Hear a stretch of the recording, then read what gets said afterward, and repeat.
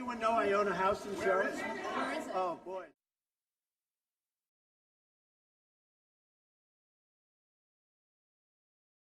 But when you say the alt-right, define alt-right to me. You define it. Go ahead. Well, I'm saying, no, define it for me. Come on, let's go. Define it for me. What about the alt-left that came charging at the, as you say, the alt-right? Do they have any semblance of guilt? What about the fact that they came charging with clubs in their hands, swinging clubs?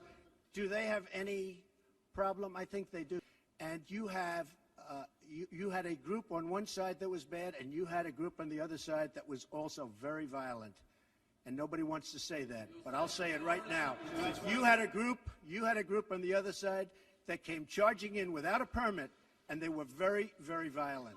But not all of those people were neo-Nazis, believe me. Not all of those people were white supremacists by any stretch. Those people were also there because they wanted to protest the taking down of a statue, Robert E. Lee. You had a group on one side and you had a group on the other, and they came at each other with clubs, and it was vicious, and it was horrible, and it was a horrible thing to watch. But there is another side. There was a group on this side, you can call them the left, or you've just called them the left, that came violently attacking the other group. So you can say what you want, but that's the way it is. I think there's blame on both sides, and I have no doubt about it, and you don't have any doubt about it either. Was George Washington a slave owner? So will George Washington now lose his status? Are we going to take down, excuse me, are we going to take down statues to George Washington? How about Thomas Jefferson? What do you think of Thomas Jefferson? You like him? Okay, good. Are we going to take down the statue? Because he was a major slave owner. But you had many people in that group other than neo-Nazis and white nationalists, okay?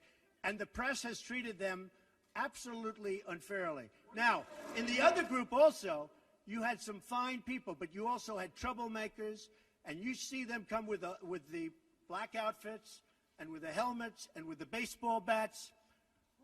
You had a lot of bad people in the other group too. They were people protesting very quietly the taking down of the statue of Robert E. Lee. I'm sure in that group there were some bad ones. The following day it looked like they had some rough, bad people, neo-Nazis, white nationalists, whatever you want to call them. But you had a lot of people in that group that were there to innocently protest, and very legally protest, because, you know, I don't know if you know, they had a permit. The other group didn't have a permit.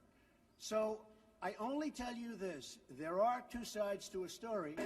I own actually one of the largest wineries in the United States. It's in Charlottesville.